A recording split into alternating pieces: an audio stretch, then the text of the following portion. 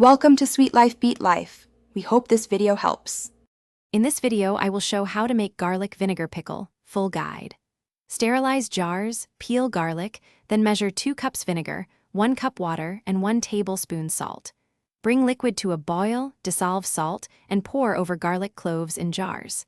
Seal jars while hot and let cool to room temperature.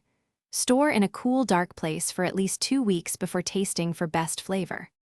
Gather your ingredients and measure precisely for reliable results. Use 2 cups vinegar to 1 cup water and add 1 tablespoon salt per 3 cups liquid. Choose fresh, firm garlic and remove any bruised cloves before pickling. Consider optional spices like peppercorns, bay leaf, or a small pinch of sugar to round flavors. Keep everything clean and ready so the process moves. Start by bringing the vinegar, water, and salt to a rolling boil so the salt fully dissolves.